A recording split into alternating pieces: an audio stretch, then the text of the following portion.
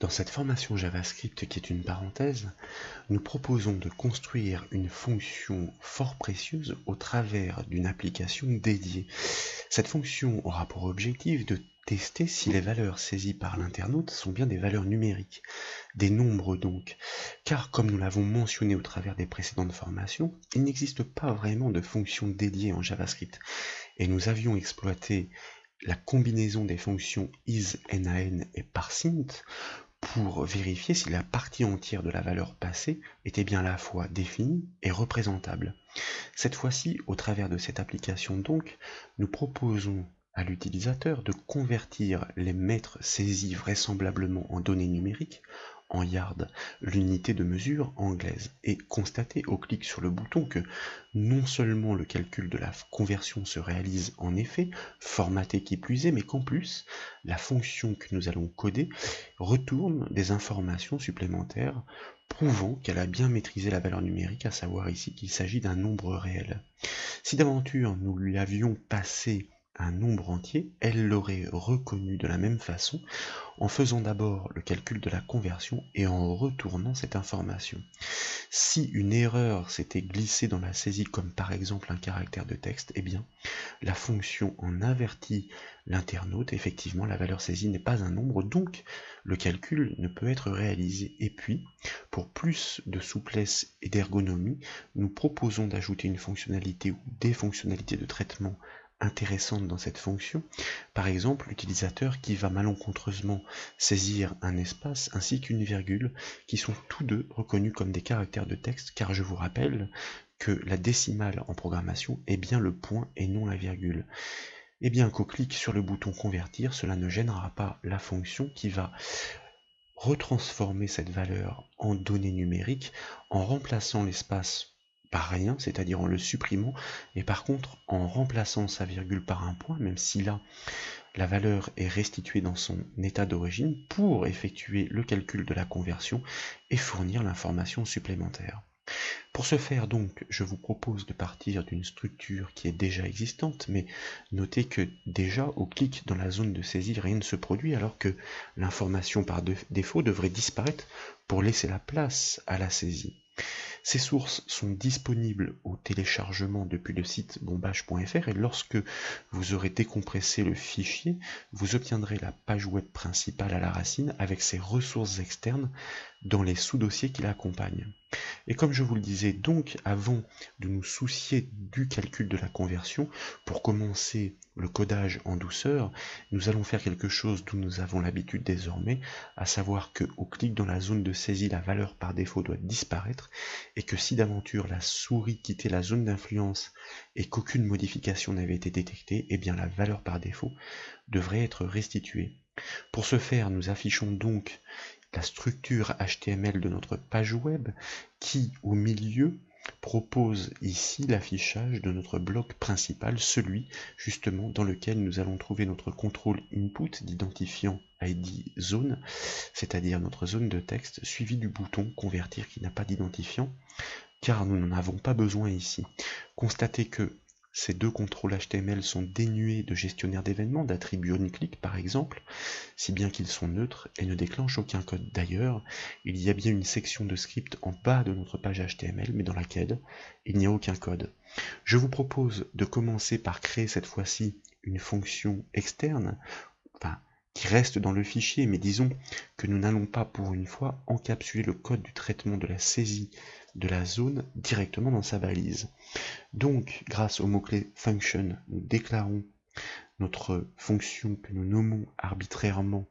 initiale pour initialiser et qui va attendre un paramètre que nous nommons mode qui va permettre de savoir, selon la valeur qui lui est passée, si l'utilisateur a cliqué sur la zone de texte ou bien si la souris sort de la zone d'influence en fonction de la valeur textuelle qui lui sera passée. Et justement, donc, nous utilisons, comme nous en avons l'habitude désormais, notre instruction conditionnelle if, et puis notre objet document associé à sa méthode document respectez bien la casse encore une fois, qui permet, je vous le rappelle, d'accéder à un contrôle défini par son identifiant zone, que nous lui passons donc bien en paramètre, et puis avec sa propriété value, nous accédons directement à son contenu. L'objectif est de vérifier double symbole égal pour l'égalité dans un critère, je vous rappelle, si au moment du clic, eh bien la valeur qui est comprise dans la zone de texte est toujours la valeur par défaut que nous copions-collons pour éviter tout risque. Et pour savoir s'il s'agit d'un clic, eh bien nous devons tester la valeur du paramètre passé à la fonction, c'est-à-dire la variable mode, à savoir s'il s'agit du texte entrée. Le texte entrée, c'est nous qui le décidons. Il pourra y avoir deux valeurs, soit entrée, soit sortir. Et puis nous les transmettrons ainsi au moment de l'appel. L'objectif donc, si effectivement nous vérifions que eh bien, la zone de saisie porte toujours l'information par défaut et qu'en même temps le mode est entré, ça veut dire qu'il s'agit d'un clic, eh bien nous devons donc réinitialiser cette zone, ou plutôt la vider, pour laisser la place à la saisie, puisque vraisemblablement c'est ce que l'utilisateur demande. Dans le cas contraire, et là je vais me permettre de copier et coller le code, car l'adaptation est légère, Elsif donc c'est pas tout à fait le cas contraire, c'est un cas différent. Dans le cas où le contenu de la zone de texte d'ID zone est vide et que en même temps le mode n'est plus entré mais qu'il est sortir, cela signifie tout simplement que au moment où la souris quitte la zone d'influence, aucune modification n'a été détectée. À ce moment-là, pour des raisons d'ergonomie et de clarté de l'application, nous devons restituer l'information par défaut à l'utilisateur. Bien sûr, et comme toujours, pour que cette fonction s'exécute, encore faut-il qu'elle soit appelée, puisque pour l'instant, elle est neutralisée dans sa section de script en bas de la page web. Donc, nous nous replaçons dans la balise HTML de notre contrôle input, et nous allons, grâce aux attributs, gérer ces événements en commençant par l'attribut onClick. L'objectif, entre les guillemets, est d'appeler cette fonction initiale avec ici, pour définir qu'il s'agit bien d'un clic, le paramètre, comme je vous le disais, entrée, celui-là même que nous utilisons dans le critère. Et dans le cas, en revanche, où l'événement qui est détecté est celui de la souris qui quitte la zone d'influence, qui est retranscrit par l'attribut onMoveOut, littéralement donc la souris qui quitte le contrôle, à ce moment-là nous appelons bien la même fonction mais avec le paramètre sortir pour un autre traitement, vérifier au moment où la souris s'en va, et bien si le contenu est vide pour restituer l'information par défaut. Nous enregistrons bien les modifications,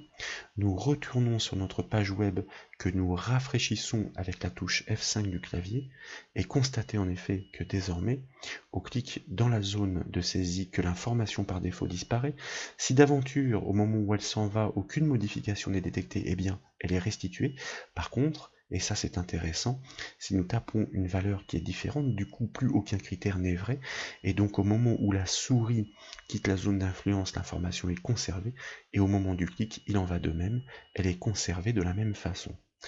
Donc ça c'est un premier point. Ce que je vous propose désormais, c'est de nous pencher sur le cas du calcul de la conversion. Et pour ce faire, même si nous ne disposons pas encore de la fonction qui permet de tester les valeurs numériques,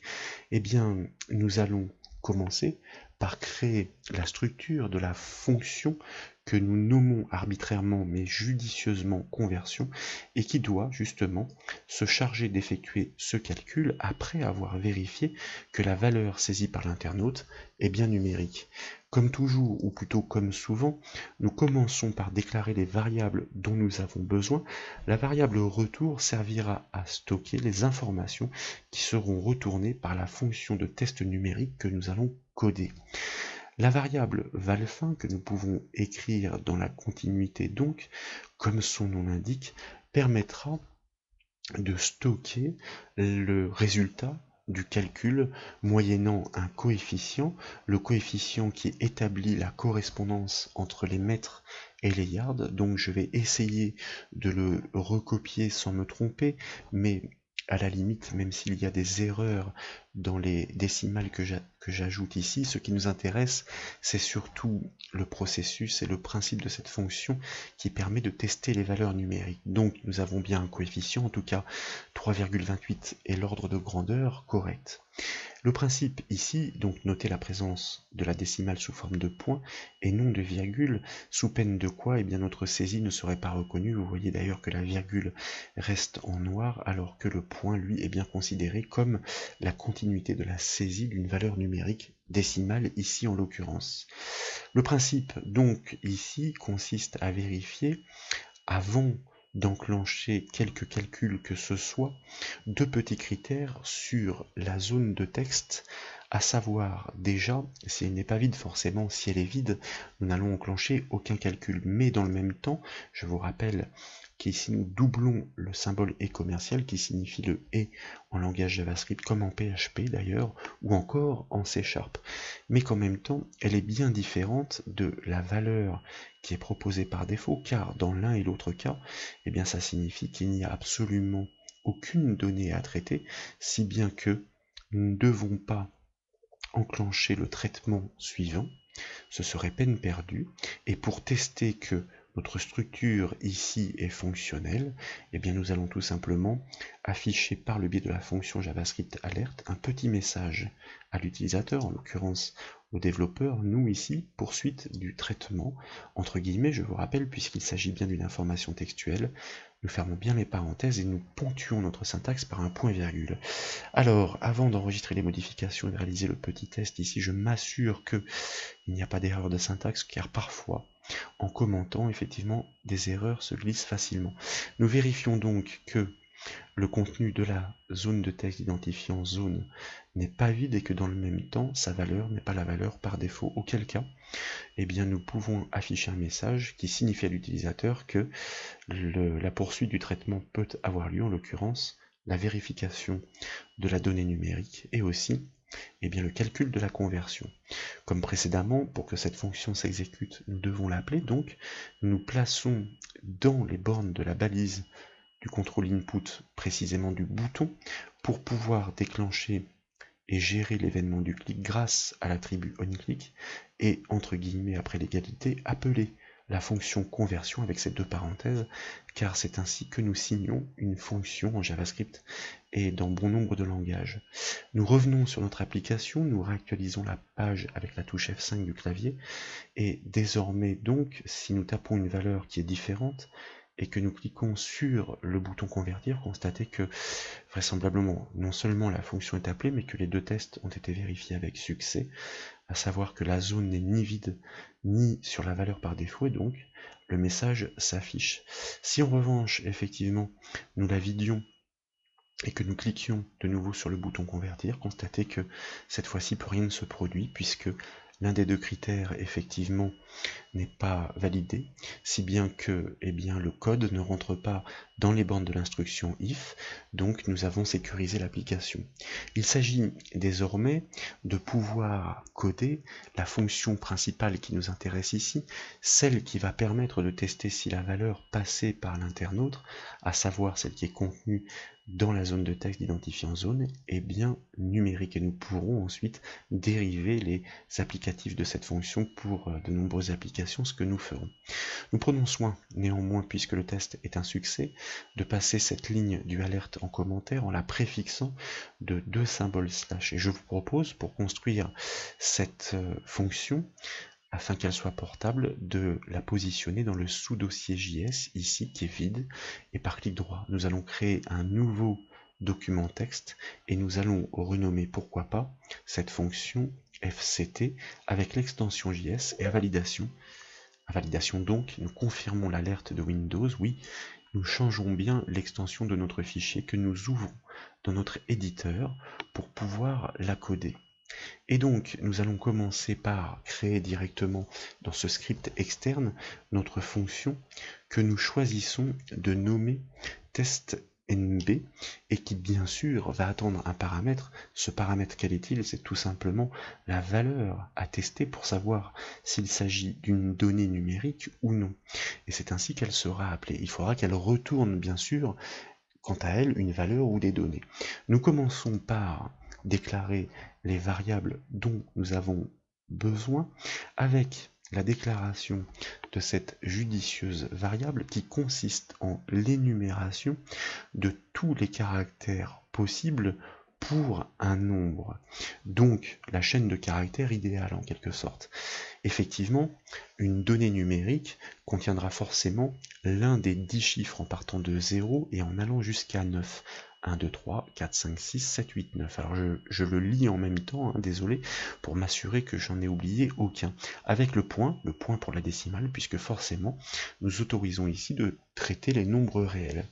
Nous avons besoin de quelques variables booléennes et nous allons déclarer la variable nb à true. Si à l'issue du traitement elle vaut toujours true, eh bien nous en conclurons que la variable qui est passée est bien un nombre. Mais nous allons doubler ces tests avec une autre variable booléenne que nous allons appeler judicieusement nb réel et que elle nous initialisons à false. L'objectif, si nous arrivons à la basculer à true, c'est que nous avons décelé la présence du point et nous en conclurons que non seulement il s'agit bien d'une donnée numérique, mais qu'en plus il s'agit d'un nombre réel, c'est-à-dire avec des décimales. Nous avons besoin d'une variable que nous nommons nbk, vous allez voir, le code de cette fonction est relativement court et que nous initialisons à 0. Cette variable permettra de stocker le nombre de caractères contenus dans la chaîne qui sera passée en paramètres. Et nous aurons besoin d'une variable que nous nommons indice, que nous utiliserons par incrémentation pour boucler sur le nombre de caractères total contenus dans la chaîne afin de les passer tous en revue un à un et de les rechercher dans la chaîne idéale. S'il n'est pas trouvé, eh bien forcément nous saurons que d'ores et déjà il ne s'agit pas d'une donnée numérique. Enfin, justement, pour pouvoir traiter ces caractères un à un, nous déclarons justement une variable de type texte donc que nous affectons en l'initialisant à guillemets sur du vide, caractère donc pour pouvoir représenter les caractères un à un de la chaîne qui va être passée en paramètre de cette fonction. Et comme je vous le disais tout à l'heure dans la démonstration en préambule, si d'aventure des erreurs, des impairs avaient été commis pendant la saisie et que des petites fautes s'étaient glissées, comme par exemple un espace ou encore une virgule par méconnaissance, eh bien nous proposons de les traiter à la volée pour pouvoir poursuivre le traitement et ensuite enclencher le calcul de la conversion. Vous vous souvenez, nous l'avons déjà utilisé, il existe pour les variables de type string, c'est-à-dire de type texte, une méthode qui se nomme replace, qui permet de remplacer une occurrence par une autre. Sauf que par défaut, elle permet de remplacer seulement l'une des occurrences et pas toutes. En revanche, en nous inspirant des expressions régulières, cette séquence qui encadre l'espace permet d'indiquer à la méthode replace de remplacer toutes les occurrences des espaces qu'elle trouvera par le deuxième paramètre qu'on lui passe en l'occurrence ici de guillemets, c'est-à-dire une chaîne vide, et donc de les supprimer. Et nous allons faire de même pour pouvoir remplacer éventuellement donc toutes les occurrences potentiellement trouvées de la virgule dans cette syntaxe d'expression régulière, là aussi non pas par du vide mais par un point, puisque je vous rappelle, la décimale est représentée par un point en programmation et non par une virgule. Une fois que ce traitement est réalisé, eh bien, nous pouvons donc poursuivre le développement de notre code et la première chose que nous souhaitons faire est de pouvoir réceptionner le nombre de caractères contenus dans notre variable passée en paramètre identifiée par le nom valeur et là, propriété d'un string, la propriété length qui renvoie le nombre de caractères compris dans cette chaîne. Donc, du coup, nous pouvons initialiser notre boucle grâce au mot-clé fort, là aussi démontré dans plusieurs formations JavaScript que nous avons réalisées ensemble. Le principe est de pouvoir boucler en partant du premier caractère, donc indice commence à 0, et de poursuivre cette boucle, cette incrémentation jusqu'au dernier caractère, avant donc d'atteindre la valeur stockée dans la variable nbcar, puisque nous partons de 0, donc juste avant, ça veut dire nbcar moins 1, et n'oublions pas donc à chaque passage fort logiquement que cette variable doit être incrémentée selon la syntaxe imposée par les boucles for en JavaScript. Dès lors, surtout nous commençons par borner notre instruction de notre boucle. Et la première chose à faire consiste effectivement à prélever ces caractères un par un, donc dans la variable caractère qui avait été déclarée à cet effet. Les variables de type string, en l'occurrence ici la variable valeur, propose une méthode qui se nomme entre autres ici substring et qui permet, comme son nom l'indique, de prélever une partie d'une chaîne, une sous-chaîne dans la chaîne, en partant d'une position jusqu'à une autre. La position à partir de laquelle nous prélevons ces indices, c'est-à-dire l'endroit où nous nous situons dans la boucle, et comme nous ne voulons prélever qu'un seul caractère,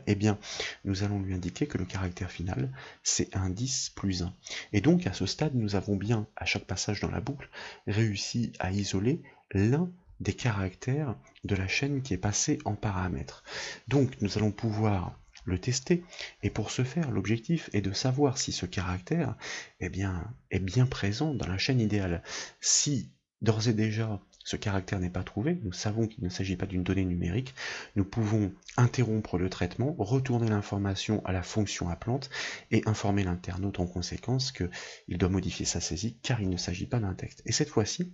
il s'agit donc de la méthode JavaScript IndexOf, souvenez-vous, nous l'avons utilisée à plusieurs reprises, qui permet en fonction du paramètre qui lui est passé, en l'occurrence ici le caractère, de tester sa présence dans la variable sur laquelle elle est appliquée. Et si cette méthode IndexOf retourne la valeur -1, cela signifie tout simplement que ce caractère n'a pas été trouvé. Auquel cas, donc, nous allons pouvoir en informer l'utilisateur. Donc, si l'égalité vaut -1, double symbole égale une fois encore, nous n'oublions pas de borner notre instruction if. Nous allons basculer la valeur de notre variable booléenne nb à false. Je vous rappelle que nb réel vaut déjà false, indiquant donc qu'il ne s'agit pas d'une donnée numérique, et par la même occasion, nous allons mettre fin à l'exécution de la boucle, puisque forcément, si ce n'est pas une donnée numérique, ça ne sert à rien de continuer. Et dans un cas contraire, ce n'est pas le cas opposé, l'objectif ici est de pouvoir tester si d'aventure, à ce stade, nous n'avons pas encore décelé de caractère inopportun, la présence du point dans le caractère qui est en cours d'analyse par la boucle. Car, comme vous le savez, si le point est détecté, cela signifiera tout simplement que non seulement vraisemblablement il s'agit d'un nombre, mais qu'en même temps qu'il s'agit d'un nombre réel, c'est-à-dire un nombre comportant des décimales, auquel cas nous pouvons basculer la valeur de la variable nb réel qui avait été initialisée à false sur true. Et puis, nous quittons donc notre boucle for pour pouvoir, à l'issue du traitement, et ce sera fini, retourner toutes ces informations à la fonction appelante. Je vous rappelle qu'il s'agira à l'issue de la fonction conversion. Nous concaténons ces informations séparées par des caractères remarquables, ici une petite barre verticale, pour pouvoir bien les identifier les uns des autres. Alors, nb que nous concaténons à une petite barre verticale, que nous concaténons ici à la variable nb réel, que nous concaténons elle-même à une barre verticale, et que nous concaténons enfin à la valeur qui potentiellement aura été retraitée par notre fonction si d'aventure des impairs avaient été commis dans la saisie par l'utilisateur. nb, donc nb réel, et ensuite valeur.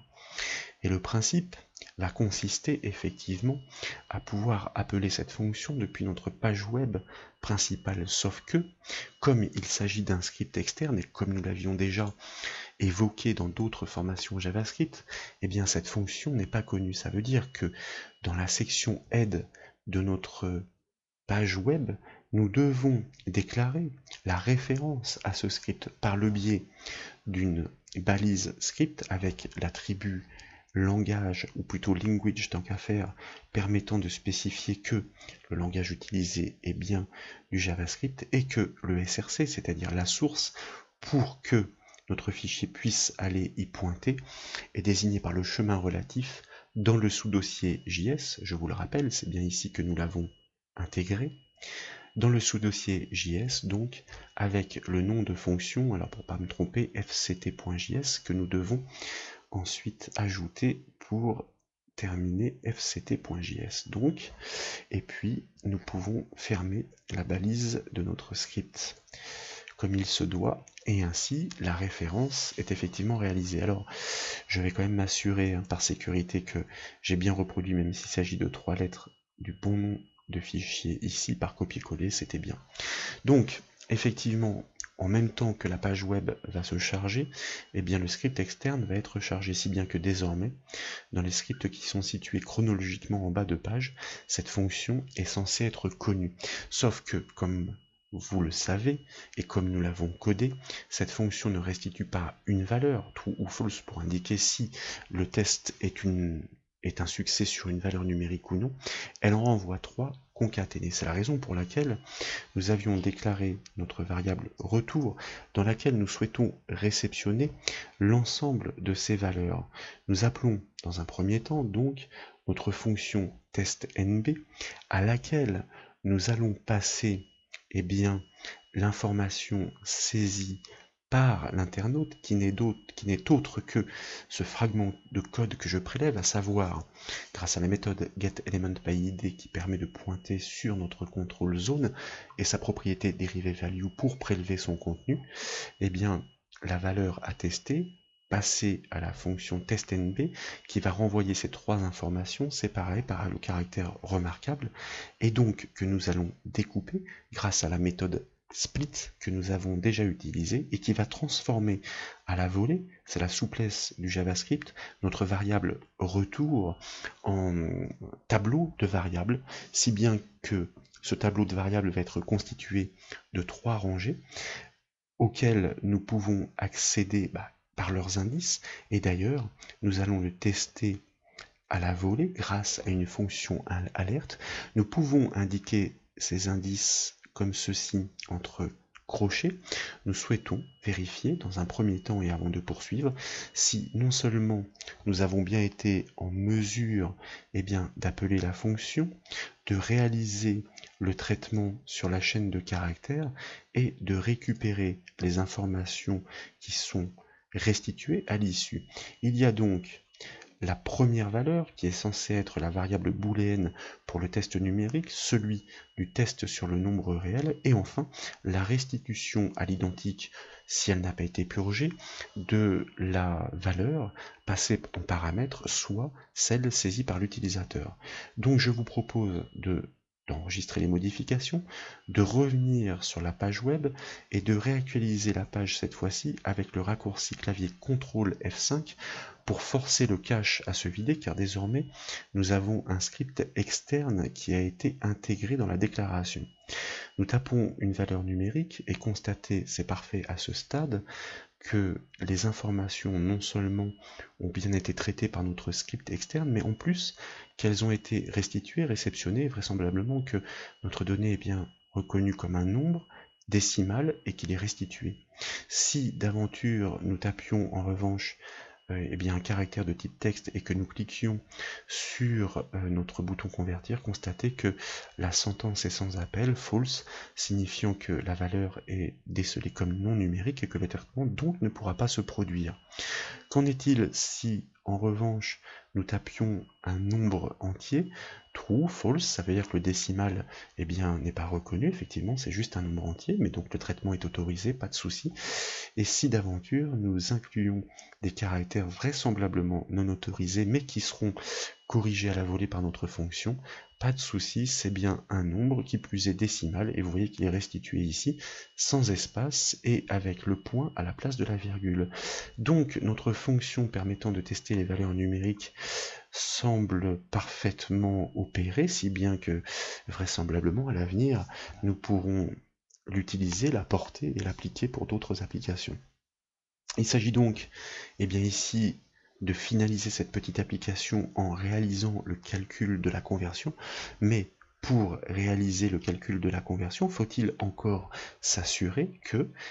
suite au test réalisé par notre fonction du script externe, que la valeur retournée vaut bien true en ce qui concerne la première d'entre elles, c'est-à-dire la variable nb, qui permet de savoir si elle est à true, s'il s'agit bien d'un nombre ou non. Donc l'égalité avec le double symbole égal, le paramètre est bien le 0, jusque-là tout va bien, et le true, constatez que cette fois-ci, alors que nous l'avions déclaré comme un booléen, est passé entre guillemets. Cela vient du fait que lorsque nous avons transmis les informations, nous avons concaténé ces données avec des informations textuelles et donc elles sont considérées comme du texte. Donc nous les comparons en tant que telles. Si bien que, si le test est un succès, cela signifie que effectivement nous pouvons réaliser le calcul. Le calcul s'opère quant à lui sur la troisième donnée transmise, repérée par son indice 2 dans le tableau de variables qui a été créé à la volée, et nous devons le multiplier par la variable coef qui est déclarée dans la partie déclarative de notre fonction, mais comme ce coefficient porte un grand nombre de variables, il y a fort à parier que le résultat conduise justement à un grand nombre de décimales. Et c'est la raison pour laquelle je vous propose d'utiliser la même méthode que celle que nous avions exploité dans l'application qui consistait à convertir les unités de mesure. Nous allons instancier une classe, c'est la raison pour laquelle nous exploitons le mot-clé new. Cette classe s'appelle intl comme vous le remarquez, et elle propose deux propriétés. La première se nomme number format. Alors je prends soin de ne pas me tromper dans sa saisie et dans son énumération, et sa propriété dérivée, est la propriété format. Et vous constatez que la seconde, contrairement à la première, s'écrit toute en minuscules, alors que, comme on dit, la première est en camel case, c'est-à-dire en cache-chameau. Ça veut dire avec des lettres tantôt en majuscules, en tout cas pour celles qui commencent les mots, et puis en minuscules pour les autres. Donc, ces deux propriétés de cette classe instanciée à la volée vont permettre de formater ce nombre, notamment avec le séparateur de milliers lorsque le nombre sera suffisamment grand, mais aussi d'épurer les décimales pour que le nombre soit plus présentable. Donc c'est bien la classe intl avec la propriété number format, donc avec deux parenthèses, et puis la propriété dérivée format qui permet de réaliser ce formatage à la volée. Tiens d'ailleurs,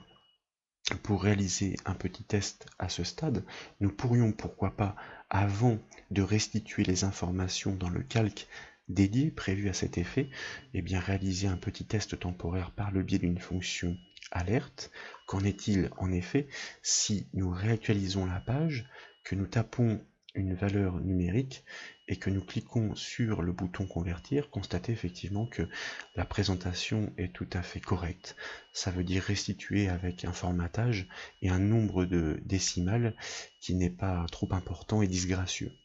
Nous allons donc pouvoir passer comme toujours cette fonction alerte en commentaire. Il s'agit maintenant de restituer les informations